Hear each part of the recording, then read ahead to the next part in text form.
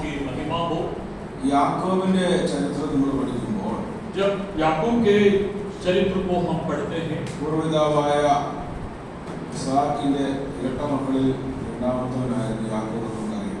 हमें मालूम है कि पूर्व पिताओं में याकूब और एसाव ഇസ്ഹാക്കിന്റെ ഇരട്ട इसहाक का दूसरा बेटा था याकूब। ആമേൻ. യാക്കോബിന്റെ ജീവിതം മുഴുവൻ അനുഗ്രഹത്തിന്റെ പിന്നാലെയായിരുന്നു. और याकूब का जीवन पूरा वो अनुग्रह के पीछे था।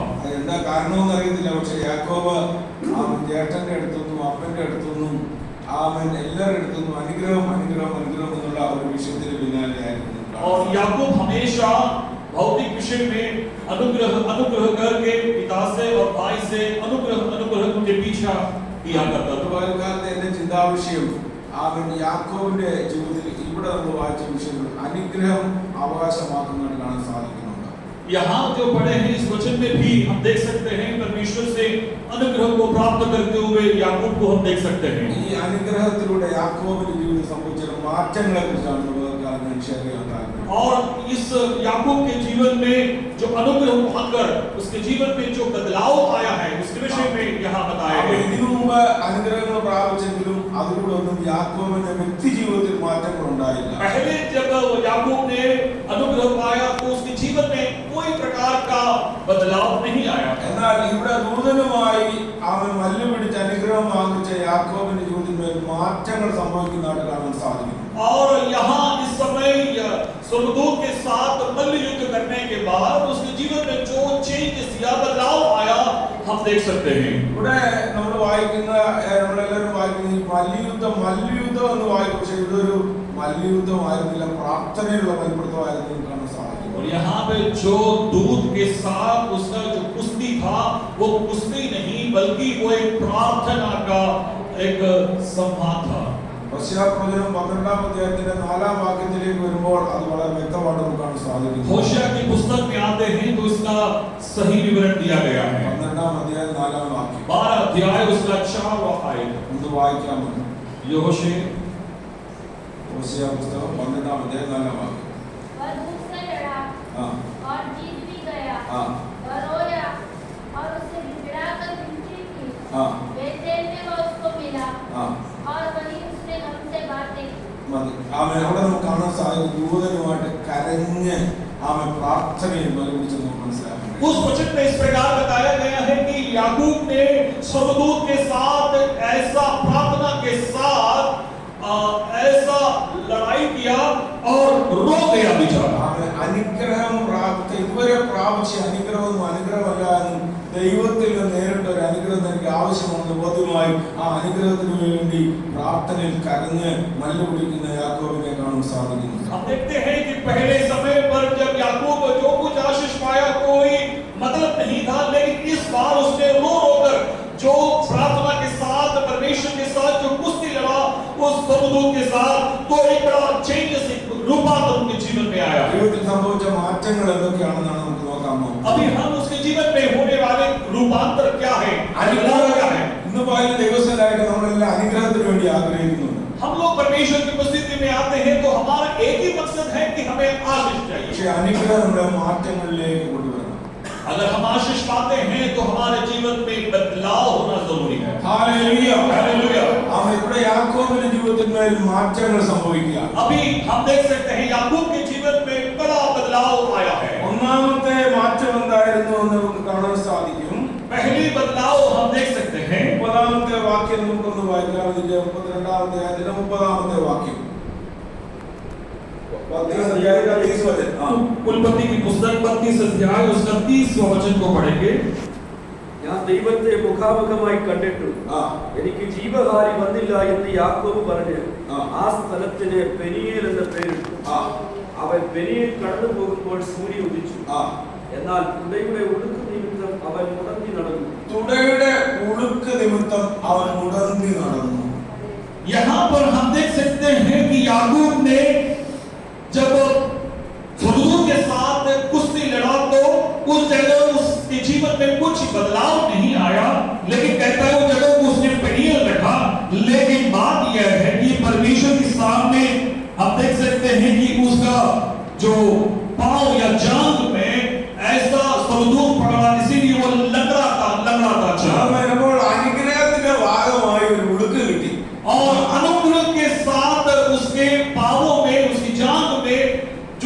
में से वो लग रहा था ആമേൻ. चलना। അവൻ മുടന്തി നടന്നെന്നാണ് എഴുതിയിരിക്കുന്നത്. वचन में कहता है कि वो लग रहा था चला। ഒന്നാമത്തെ അനുഗ്രഹം ഒരു ഉളുക്ക.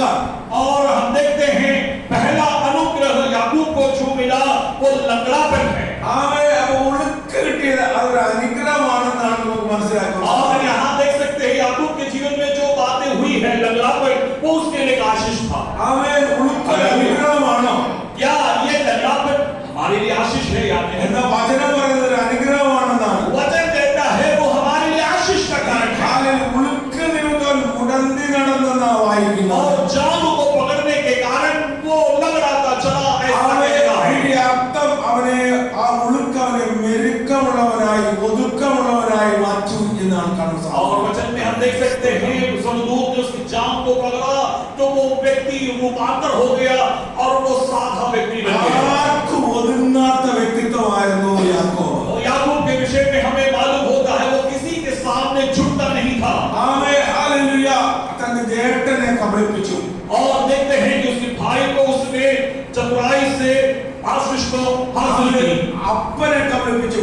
और अपने पिता को भी उसने चतुराई से उससे भी आशीष हासिल അമ്മാവിയപ്പനെ കബളിപ്പിച്ചു. की और उसके ससुर के साथ भी यही व्यवहार किया। ആമേൻ. എല്ലായിടത്തും ആമേൻ ഹല്ലേലൂയ കബളിപ്പിക്കുന്ന സ്വഭാവമായിരുന്നു. और वो चालाकी के साथ सबसे प्राप्त करने का स्वभाव याकूब के जीवन में था। ആർക്കും ഒതുങ്ങി കൊടുക്കുന്ന സ്വഭാവം യാക്കോബിനില്ല. कभी भी वो किसी के सामने सिर नहीं झुकाता था। എന്നാൽ ഇവിടെ ദൈവത്തോട് അവൻ അനുഗ്രഹം അവകാശമാക്കിയപ്പോൾ ഒന്നാമതായി ദൂതൻ കൊടുത്ത അനുഗ്രഹം അവന്റെ തൊടയുടെ തടവെന്ന് തൊട്ടു. अभी हम देखते हैं स्वर्गदूत के साथ कुश्ती लड़ने के बाद पहला अनुग्रह यह था कि स्वर्गदूत उसकी जान को पकड़ा और वो लंगड़ा ചിലരെയൊക്കെ ദൂതൻ തൊടും.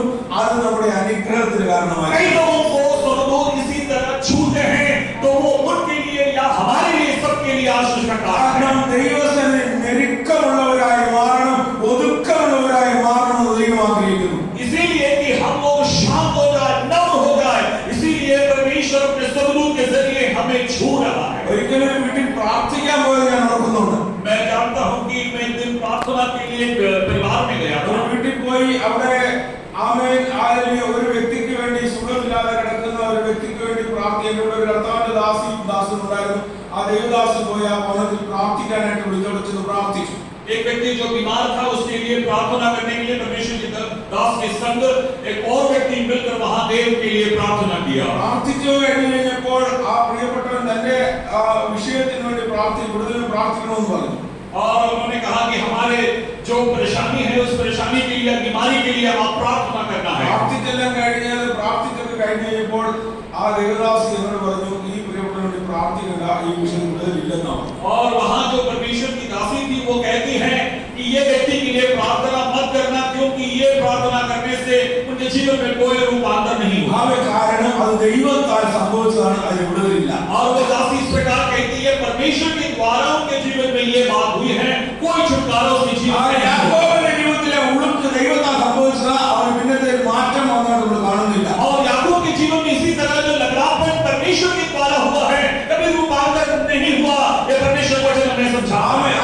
ആ ഉളുക്ക് അവന്റെ ജീവിതത്തിൽ ഒരു അനുഗ്രഹമായി മാറി. वो लगड़ापन उसके लिए एक बड़ा आशीष का कारण है। ഒന്നാമത്തെ അനുഗ്രഹം അവന്റെ ജീവിതത്തിൽ സംഭവിച്ച മാറ്റം അവൻ മുടന്തനായിട്ട് മാറ്റുകയാണ്. और पहला आशीष याकूब को जो मिला है उसका लगड़ापन था। അത് അവനെ ദൈവത്തിൽ ഒതുക്കമുള്ളവനായി മെരുക്കമുള്ളവനായി മാറുവാൻ. इसीलिए कि याकूब उसके द्वारा नम्र और शांत हो गया। ആമേൻ.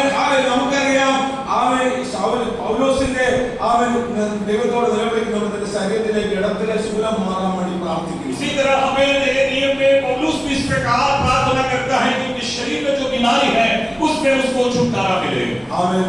1-12 അധ്യായത്തിലാണ് നമ്മൾ വായിക്കുന്നത്. दूसरी कुरिन्थी उसकी 12 अध्याय में हम देख सकते हैं। അവിടെ ദൈവത്തോട് പ്രാർത്ഥിക്കുന്ന പൗലോസിനെ കാണാൻ സാധിക്കും. वहां हम देख सकते हैं पौलुस प्रार्थना कर रहा है। എന്നാൽ ദൈവം പറയാണ് നിനക്ക് മാറ്റം വരുത്തില്ല. और वहां परमेश्वर कहता है तेरे जीवन में कोई बदलाव नहीं आएगा। എന്റെ കൃപ നിനക്ക് മതി. और मेरा अनुग्रह है पौलुस तेरे लिए काफी है। ആമേൻ. എന്റെ ശക്തി നിന്റെ ബലഹീനതയിൽ തികഞ്ഞു വരുന്നു. और मेरा शक्ति तेरे नम्रता के ऊपर है। ആമേൻ. ശൗലിനെ പൗലോസിനെ കർത്താവിന്റെ സന്നിധിയിൽ ഒതുക്കമുള്ള ഉള്ളവനാകുവാൻ നിഗളിച്ചു പോകാതിരിക്കാൻ ദൈവം കൊടുത്ത ആ ശൂലത്തിന് ഒരു മാറ്റവുമില്ല. അത് അവന്റെ ജീവിതത്തിൽ അനുഗ്രഹത്തിന്റെ उसके जीवन में घमंड ना आए इसलिए परमेश्वर के द्वारा दिए गए बीमारी था उसमें कोई बदलाव नहीं आया। ഒന്നാമതായി യാക്കോബിന്റെ ജീവിതത്തിൽ ദൂതന്റെ അടുത്ത് പ്രാപിച്ച ആ അനുഗ്രഹത്തിന്റെ ഒന്നാമത്തെ മാറ്റം അവന്റെ ജീവിതത്തിൽ ഒരു മുടന്ത് കിട്ടിയെന്നുള്ളതാണ്. हम जानते हैं कि याकूब के जीवन में जो पहला आशीष था वो उनका लंगड़ापन था। നമ്മുടെയൊക്കെ ജീവിതത്തിൽ ഈ മുടന്ത് നമ്മെ ഒതുക്കമുള്ളവരായ മെരുക്കുള്ളവരായ മാറ്റാൻ हमारे जीवन में इस तरह का कोई लंगड़ापन है तो हमें नम्र और शांत कराने के लिए परमेश्वर इस तरह की बीमारियां देते हैं। നമ്മളെല്ലാം ദൈവസഭ തിരിഞ്ഞു നോക്കിയാൽ ഒന്നല്ല മറ്റൊന്നിൽ ഏതെങ്കിലും ഉടുക്കുകൾ നമ്മുടെ ജീവിതത്തിൽ അത് ദോഷത്തിനല്ല അനുഗ്രഹത്തിനാണ്. हम अपने जीवन में देख सकते हैं एक नहीं तो दूसरा किसी न किसी रीति से इस प्रकार के लंगड़ापन हमारे भी जीवन में है वो हमारे लिए शौक के नहीं वो आशीष का कारण है।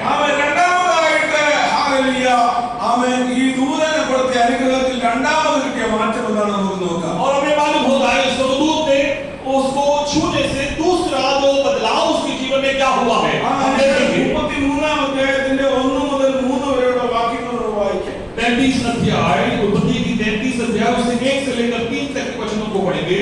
याकूब ने आंखें उठाकर यह देखा कि ऐसा 400 ऊँट संग लिए हुए चला आता है। तब उसने बच्चों को अलग-अलग बांट कर लिया और राहेल और दोनों दासियों को सौंप दिया। और उसने सबसे आगे लड़कों समेत दासियों को और उसके पीछे लड़कों समेत लिया को और सबके पीछे राहेल और यूसुफ को रखा। और आप उन सबके आगे बढ़ा और 7 बार भूमि पर गिर के दंडवत की और अपने भाई के पास पहुंचा। 7 പ്രാവശ്യം സവർണ്ണ കർത്താൻ നിന്നു. और हमें यहाँ देख सकते हैं कि याकूब ने अपने भाई को देखा तो 7 बार उसके सामने दंडवत की। ആമൻ തന്റെ ആ ജേട്ടന്റെ അടുത്തുനിന്ന് ആമൻ ജേഷ്ടാവകാശം കബളിപ്പിച്ച് മേടിച്ചോണ്ട്. और हमें मालूम है याकूब ने अपने भाई से उस क्षेत्रफल को लेकर चला गया था। അപ്പോൾ വ്യവസ്ഥ പ്രകാരം ജേട്ടൻ യാക്കോബാണ്, അനിയൻ ഏശാവാണ്. हम देख सकते हैं अब इस वक्त याकूब बड़ा भाई है और एसाव छोटा भाई है। എന്നാൽ ആമൻ സഹോദരനെ നേരിട്ട് കണ്ടപ്പോൾ अभी हम देख सकते हैं जब याकूब ने एसाव के बड़े भाई को पुराना बड़े भाई को देखा तो उसने क्या किया। ആമൻ തന്റെ ദൂതനിൽ നിന്ന് ആമൻ അനുഗ്രഹം കിട്ടിക്കഴിഞ്ഞപ്പോൾ जब उसने स्वर्गदूत से आशीष को पाया ആമൻ ജേട്ടൻ തനിക്കെതിരെ കടന്നു വരുന്നത് കേട്ടപ്പോൾ जब उसका भाई उसके सामने आ रहा है वो जब देखा ആമൻ ഹല്ലേലൂയ തന്റെ ആമൻ ജീവിതത്തിന്റെ ഗമണ്ഡെല്ലാം ഇവിടെ മാറി. और उसके जो घमंड था वो सारा घमंड नीचे उतारा। ആമൻ സഹോദരന് മുമ്പാകെ 7 പ്രാവശ്യം വീഴുക. और वहां कहते हैं अपने बड़े भाई के सामने 7 बार दंडवत किया। ആമൻ 7 പ്രാവശ്യം വീഴുന്നത് എന്തിനെ കാണിക്കുന്നു? 7 बार दंडवत करना क्या दर्शाता है। ആമൻ ആ നാട്ടിലുള്ള ആളുകളെല്ലാം ഒരാളിനെ എതിരേൽക്കുമ്പോൾ ആമൻ അവരെ സ്വീകരിക്കുമ്പോൾ വന്ദനം ചെയ്യുന്ന ഒരു രീതിയുണ്ട്. ഒരു പ്രാവശ്യം ആമൻ കൂട്ട് അവരെ സ്വീകരിക്കാറുണ്ട്. हाँ उस समय के जो आचरण है यहूदियों के बीच में जब किसी व्यक्ति को सामने मिलते हैं तो उनके सामने सिर झुकाकर उसको वंदना करते हैं। ഇവിടെ 7 പ്രാവശ്യം വീണത് ഒരു ദാസൻ ആമൻ തന്റെ യജമാനന് മുമ്പാകെ ചെയ്യുന്ന മര്യാദയാണ്.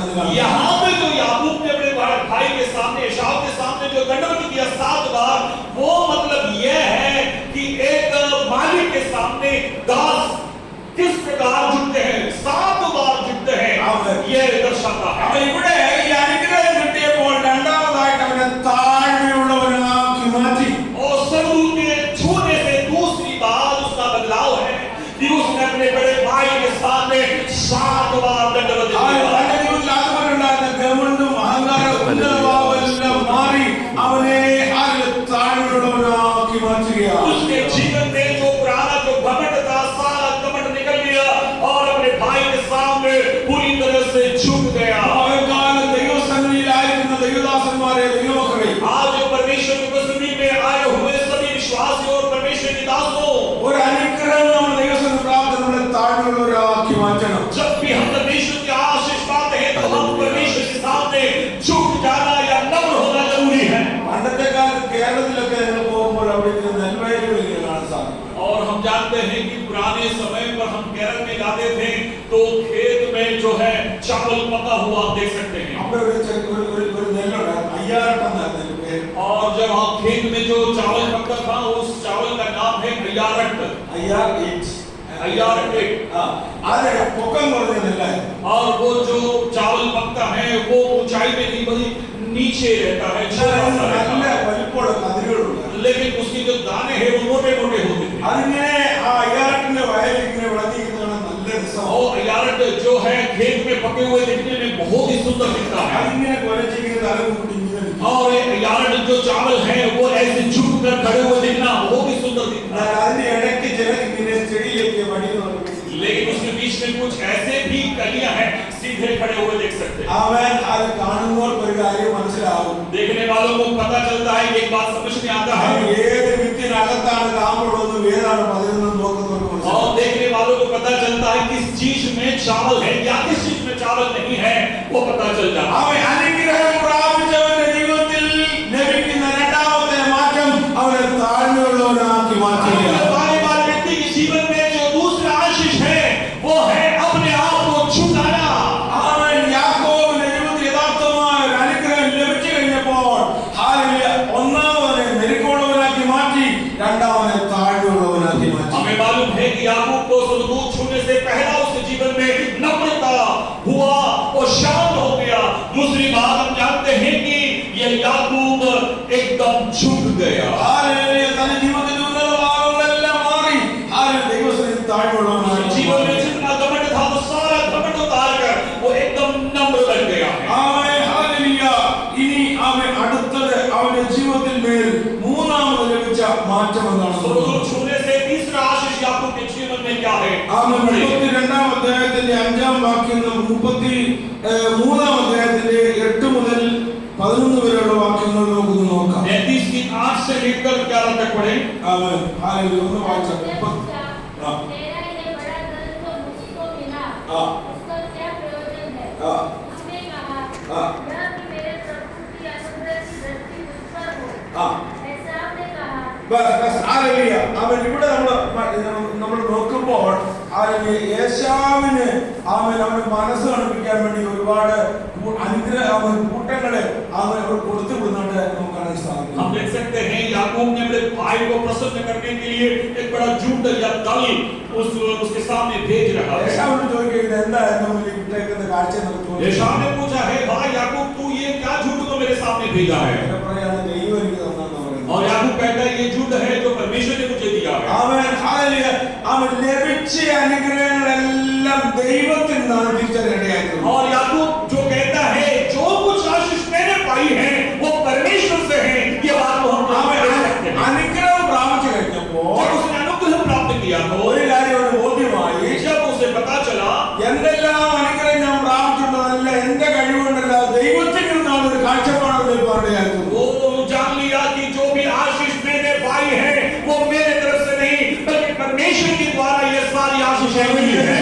ദൈവമക്കളെ എന്തെങ്കിലുമൊക്കെ നാം നമ്മുടെ കഴിവല്ല ദൈവത്തിന്റെ കഴിവാണ്. जो कुछ भी हमने परमेश्वर से पाई है वो हमारे कोई खिदमत या कुछ हमारी कोई खूबी से नहीं बल्कि परमेश्वर से हमने उसको हासिल किया है। ഇതിനു മുമ്പ് എങ്ങനെയായിരുന്നു നമുക്ക് നോക്കാം. उसके पहला जीवन क्या था वो हमने देख सकते हैं। 32-ാം അധ്യായത്തിന്റെ 5-ാം വാക്യം നേരത്തെ യാക്കോബ് പറഞ്ഞത് മനസ്സിലാക്കാം. हमें मालूम होता है उसके 32 अध्याय उसके 5वें आयत को याकूब पहले क्या कहा था उसको पढ़ेंगे तो समझ में आएगा।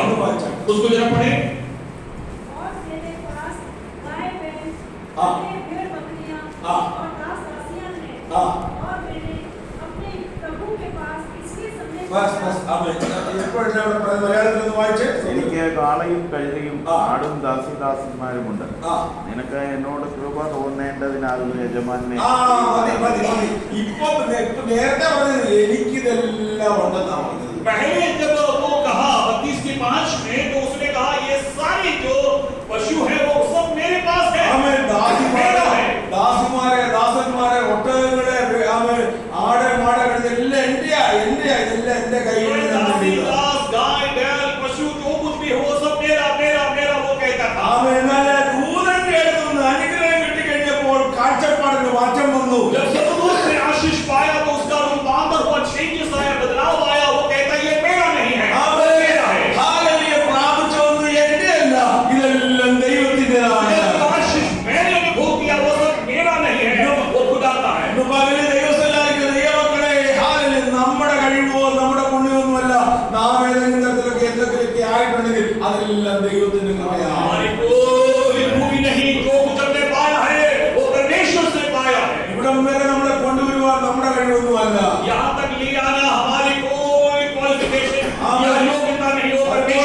പലപ്പോഴും കൃപയില്ലാത്ത സമയത്ത് പലപ്പോഴും നമുക്ക് തോന്നിപ്പോയിട്ട് ഞാൻ എന്റെ കഴിവുകൊണ്ട് അതെല്ലാം നേടിയത് പലപ്പോഴും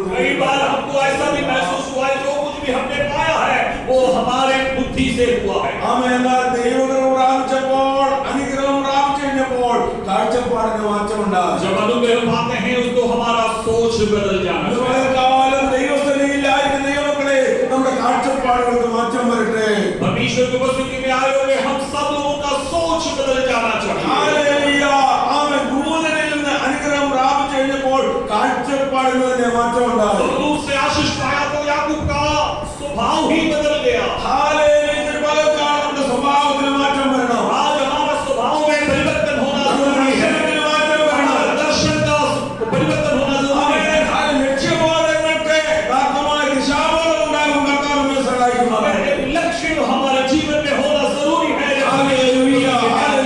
അനുഗ്രഹം പ്രാപിച്ച യാക്കോബിന്റെ ജീവിതത്തിൽ നാലാമത് സംഭവിച്ച വ്യത്യാസം എന്താണ് നമുക്ക് നോക്കാം. और चौथा जो अनुग्रह है जो याकूब ने स्वर्गदूत से पाया है 33 अध्यायത്തിന്റെ 3-4 വാക്യങ്ങളെ നമുക്ക് നോക്കാം. 35 अध्याय उसके 3 और 4 आयतों को पढ़ेंगे.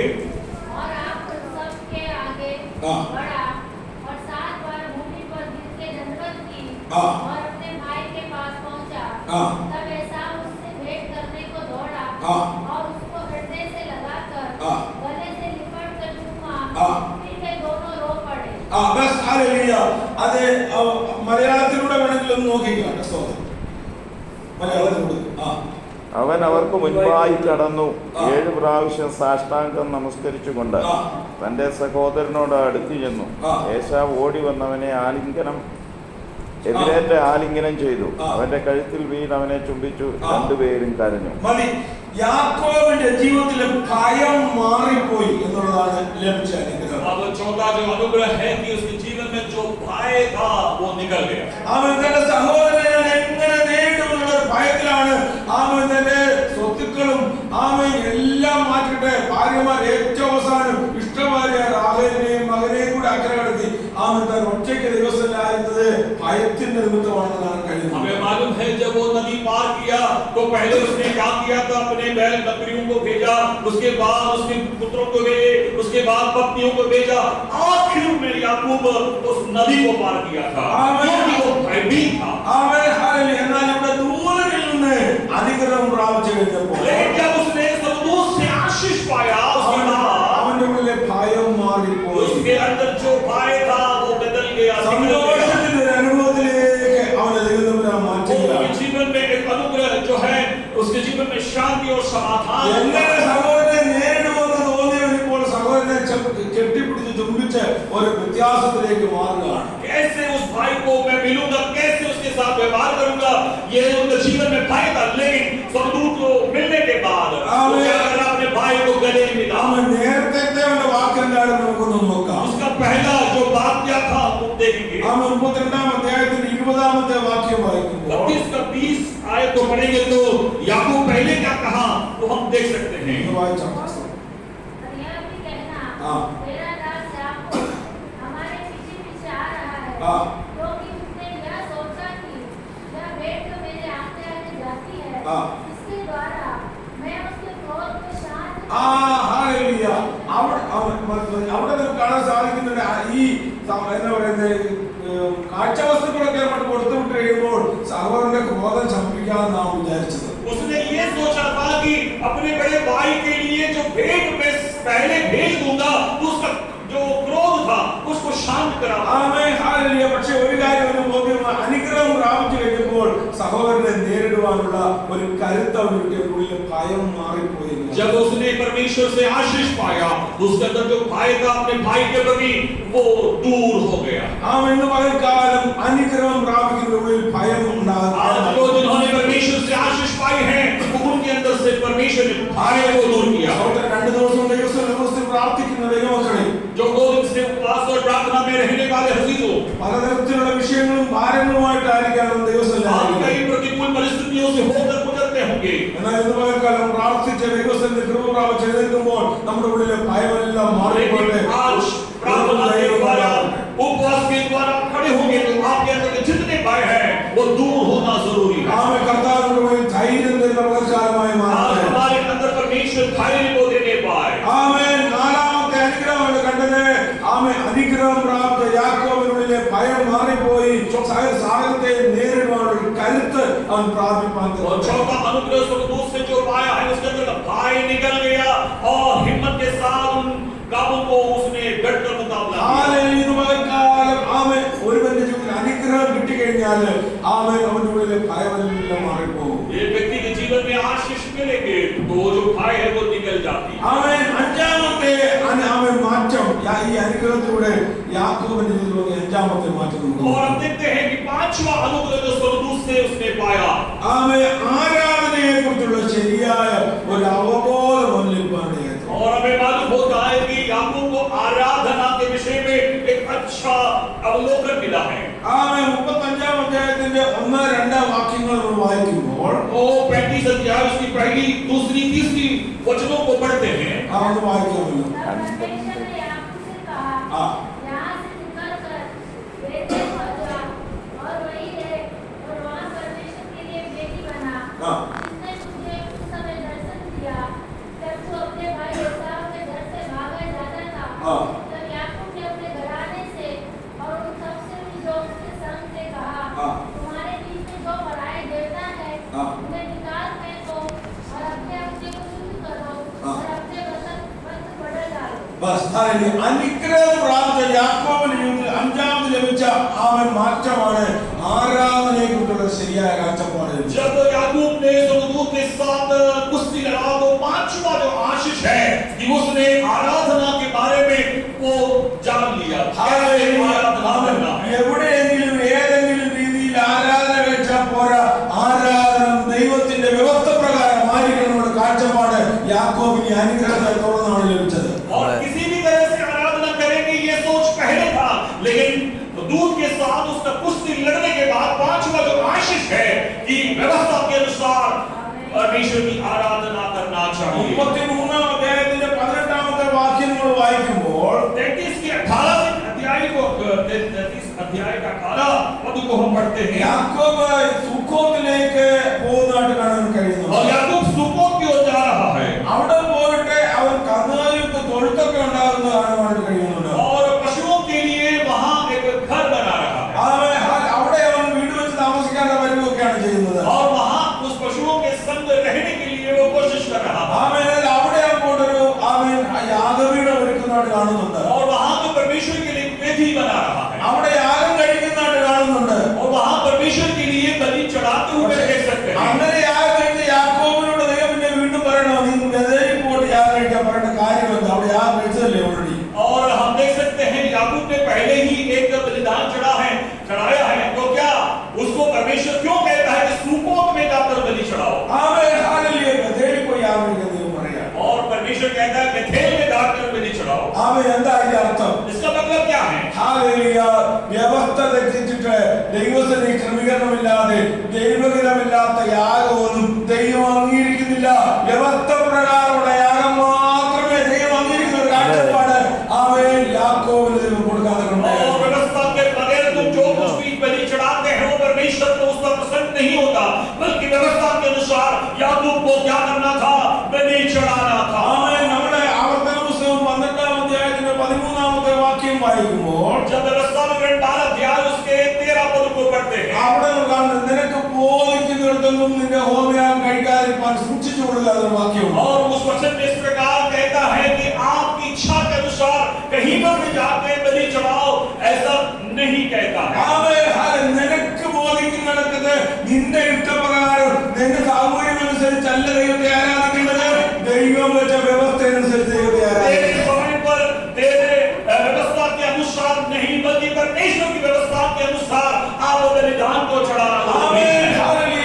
സുക്കോത്തിലെ ആരാധന എന്ന് പറയുന്നത് യാക്കോബിന്റെ ഇഷ്ടപ്രകാരമുള്ള ആരാധനയായിരുന്നു. और हमें मालूम है सुकोत में जो आराधना किया वो याकूब की इच्छा के अनुसार एक आराधना। അത് ദൈവത്തിന്റെ വ്യവസ്ഥ അനുസരിച്ചുള്ള ആരാധനയായിരുന്നില്ല. और वो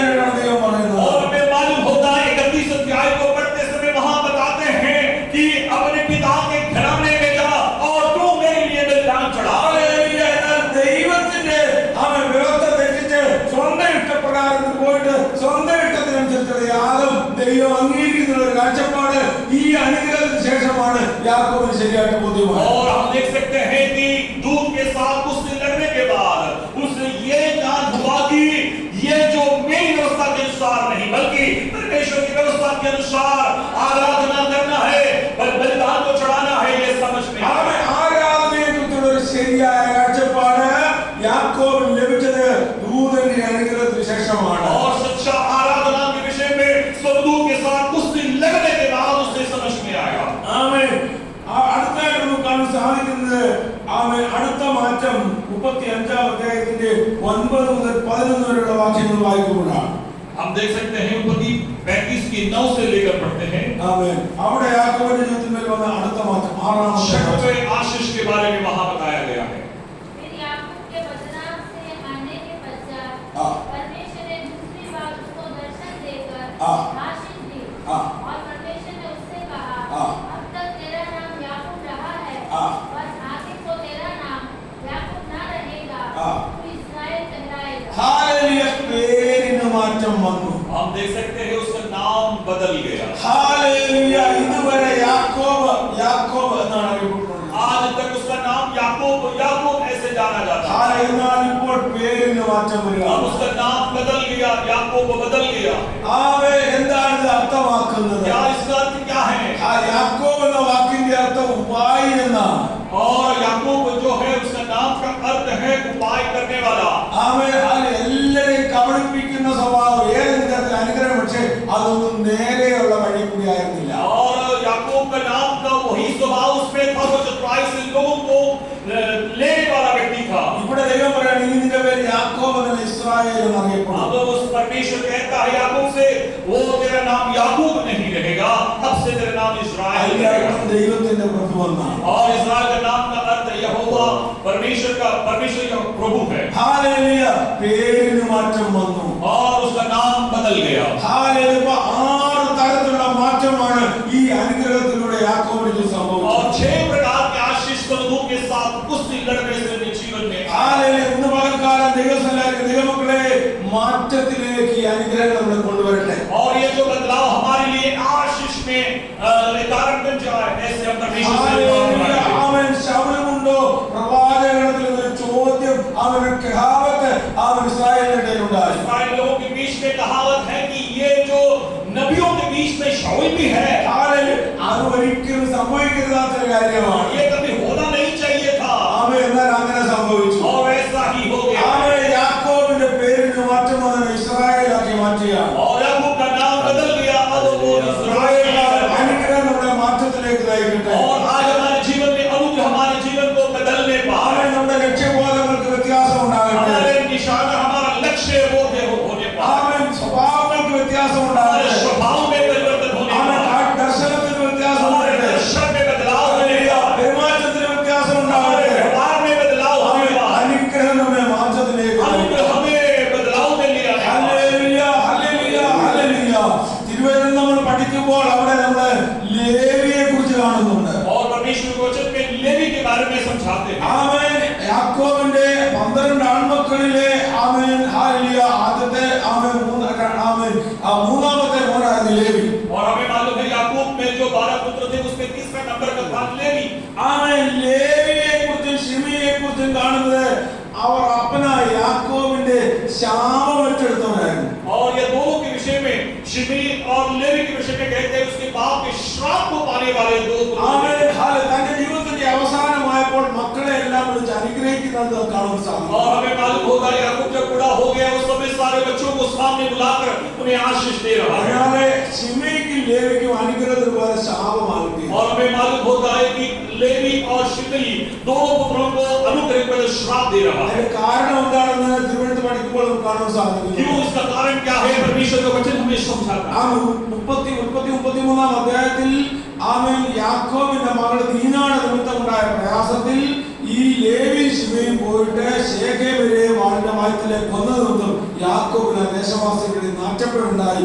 അത് യാക്കോബിന് ഭാരമായിട്ട് മാറുന്നത് കാണാൻ और हमें मालूम है याकूब की बेटी के विषय में ये जाकर किसी और व्यक्तियों के साथ लड़ाई की और वो उनके लिए लज्जित का कारण बन गया। इसीलिए ये दोनों पुत्रों को अनुग्रह करते श्राप दिया गया है। എന്നാൽ അങ്ങനെ ശാപമേറ്റെടുത്ത ലേവിയുടെ ശാപത്തെ ദൈവം അനുഗ്രഹമാക്കി മാറ്റുന്നു. और पिता से पाए हुए श्राप के जगह परमेश्वर ने उसको अनुग्रह में बदल दिया है। ആമേൻ. നമ്മുടെ ആവർത്തന പുസ്തകം 32-33 അധ്യായത്തിലേക്ക് നമ്മൾ വരുമ്പോൾ जब व्यवस्था विवरण 32 और 33 अध्याय की तरफ आएंगे, ആമേൻ, മോശ ഇസ്രായേൽ മക്കളെ അനുഗ്രഹിക്കുന്നത് കാണുന്നുണ്ട്. और मूसा वहां तो इस्राएली लोगों को आशीष दे रहा है, അവിടെ ആ ലേവിക്ക് ഒരു അനുഗ്രഹം കൊടുക്കുന്നുണ്ട്. और वहां पे लेवी को अनुग्रह दे रहा है। ആമേൻ. അപ്പന്റെ ശാപത്തെ ദൈവം അത് അനുഗ്രഹമാക്കി മാറ്റി. और पिता का जो श्राप है परमेश्वर को आशीष में बदल देता ആമേൻ. है। എങ്ങനെയാണ് അവരുടെ ശാപം അനുഗ്രഹമായിട്ട് മാറിയത്? कैसे ये श्राप अनुग्रह में बदला?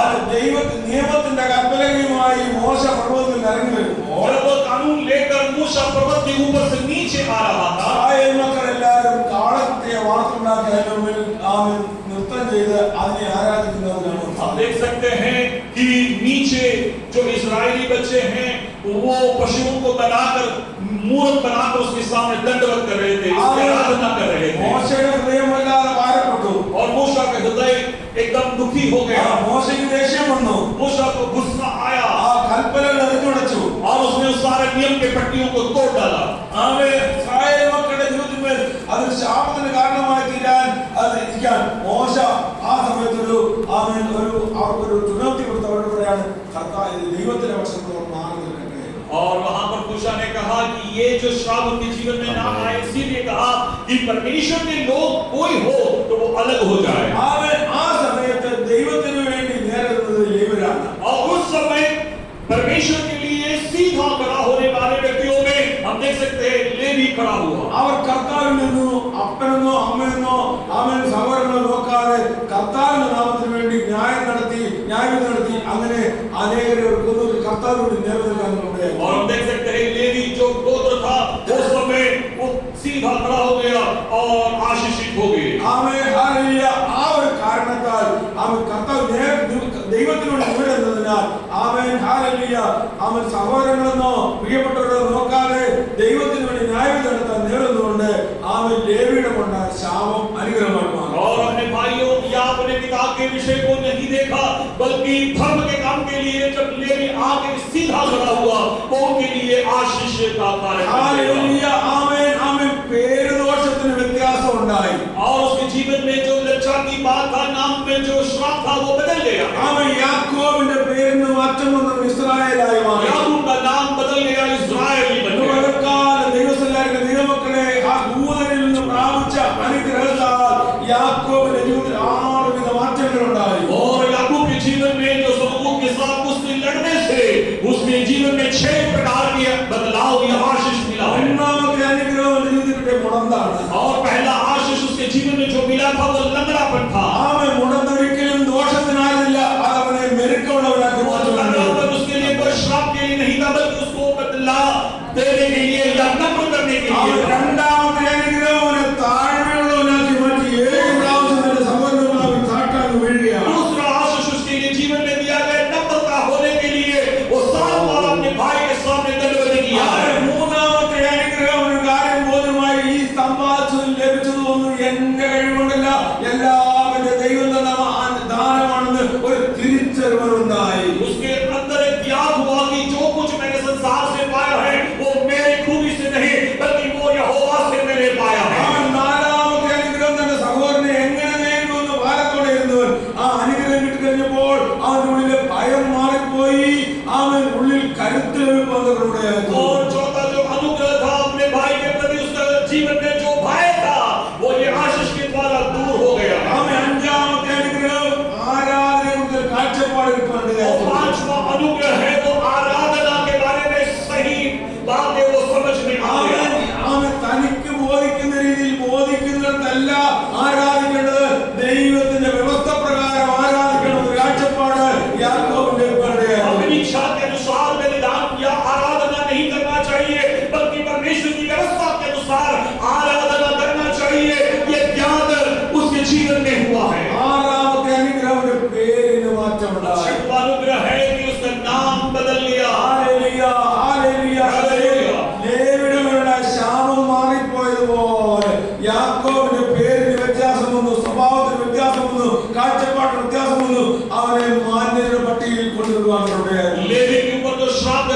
श्राप हटा दिया, वैसे याकूब के जीवन में एक नाम में बदलाव हो गया, उसका स्वभाव परिवर्तन हो गया, वो नम्र बन गया।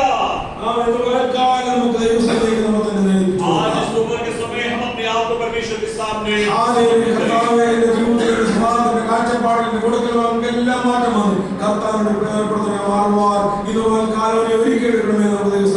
आज हम प्रार्थना करें कि प्रभु जी मेरे जीवन में भी जो मैं किसी के सामने झुकता नहीं, मैं नम्र नहीं होगा,